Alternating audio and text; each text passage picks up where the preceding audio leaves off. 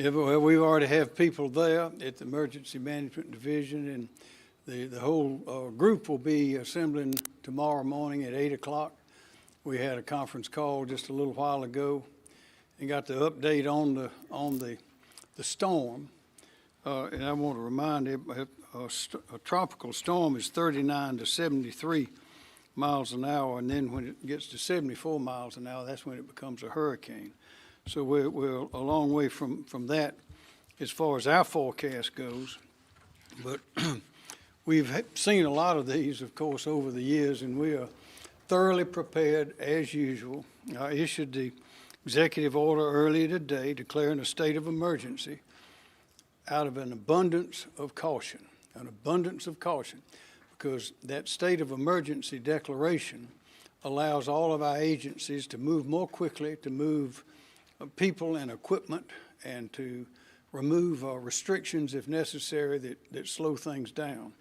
So we did that earlier today, and the Emergency Management Division will be coordinating with all the relevant state agencies to be prepared to respond to any requests for state assistance from local officials, county officials, anyone. And of course, we are expecting, at the very least, high winds and high water. So we have to be prepared. But to answer the question, I do not anticipate issuing any evacuation orders. I do not anticipate closing any state agencies or facilities. That is, we don't think it's going to be necessary to do that.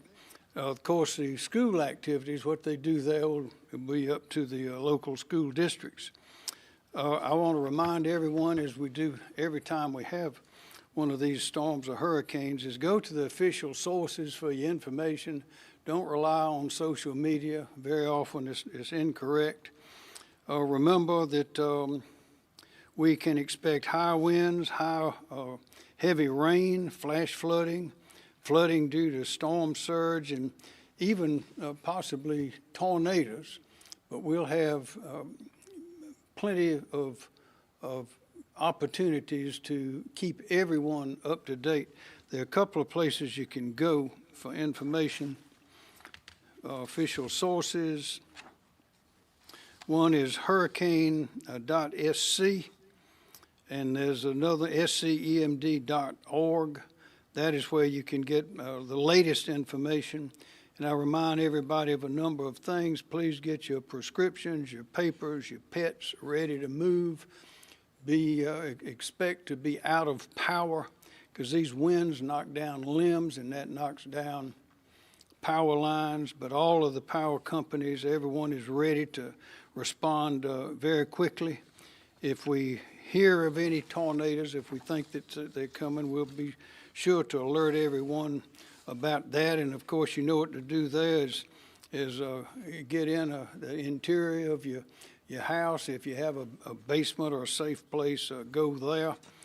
Do not try to play with the tornado. Don't try to outrun it. And please do not drive into any water. We've had tragedies over the years of people going into water that was deeper than it looked, and the car stalled, and then the rain proceeded on and washed vehicles into even deeper water. We've had people drown in vehicles that were stuck in the water. So please be very careful about water. And again, wait on your official sources. Go to official sources. Yes, sir, Joe. Governor, where do you expect the most activity? It'll be on the coast. It looks like it'll be on the coast in the low country, but we're going to have, I think they're right now forecasting heavy rain and winds all over the state. But it'll be, of course, mainly on the coast. That's where, of course, the surge and the high water and places in the low country, notably Charleston, Beaufort.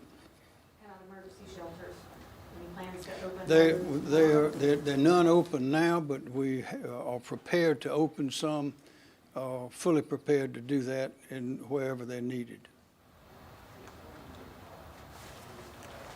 Have local agencies been asking for additional resources yet? No one has asked yet, but at the Emergency Management Division, they've been in contact with everyone, and they'll be fully staffed out there tomorrow at 8 o'clock, and will stay until it's over.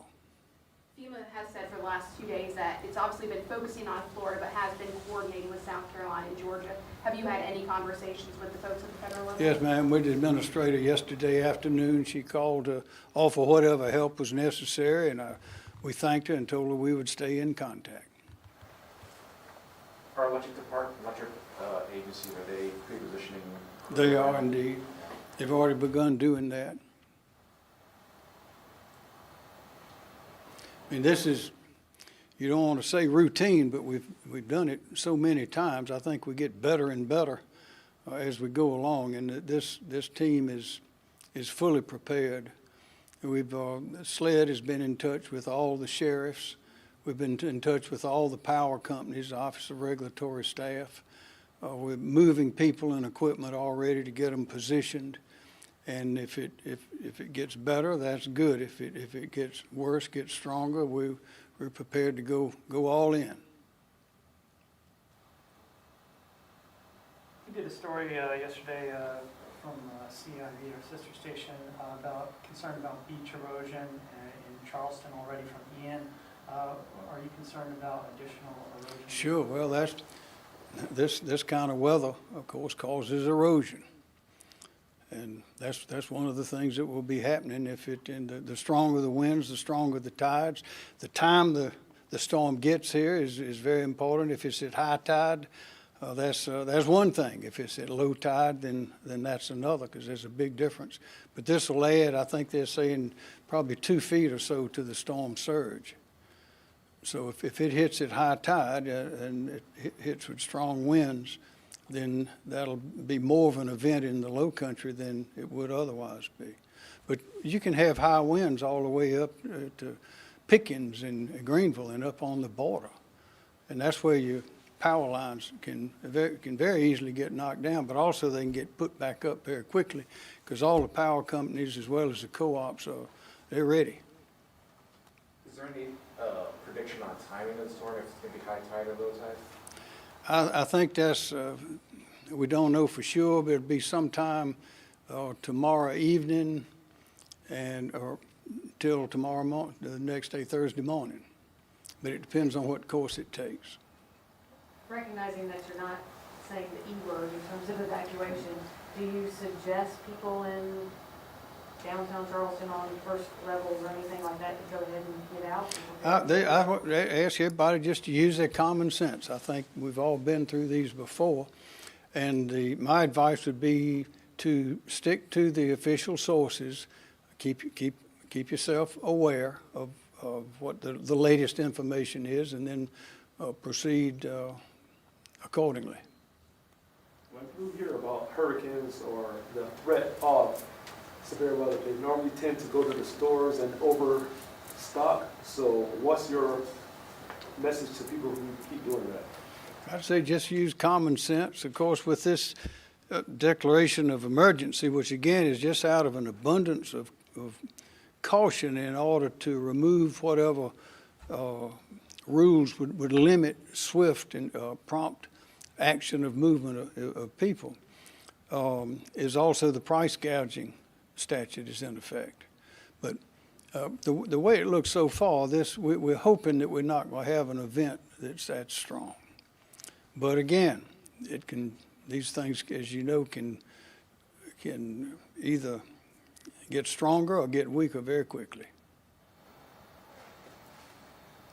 Will you be doing an update tomorrow from the EMD? That's right. Okey doke. Anything off topic, guys? All right. We just had the fiscal accountability meeting, so it was quite short, but can you just talk about that?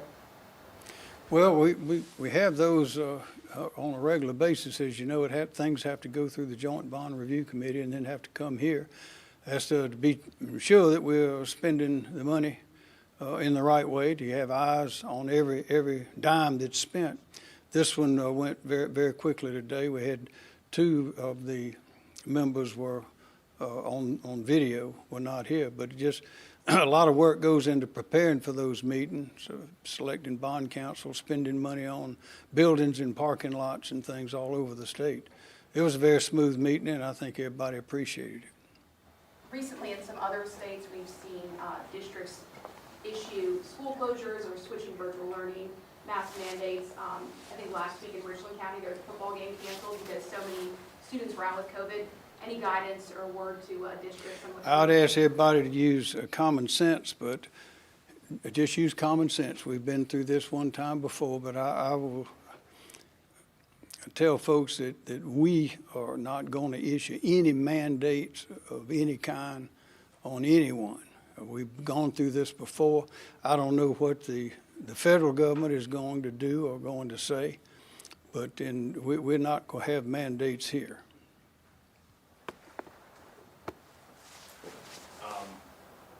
UNC and USC kick off on Saturday. You got a score prediction for us? South Carolina wins. Peggy and I will be up there, and we're looking forward to it very much. And I hope Governor Cooper will be there. We've known each other, been friends for a long time, and I hope he'll be there together. Maybe we can arm wrestle or something and get it off to a good I was start. about to ask if there was a friendly wager in this game. Say what? I was about to ask, was there a friendly wager between? Not yet. I haven't had a chance to talk to the man, but What would you wager if you did have a wager?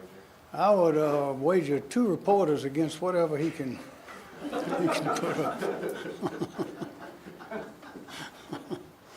Thank you, Governor. I was thinking of these 2 up here, Chip. Anything else, guys? Anything else? Okay. Thank you.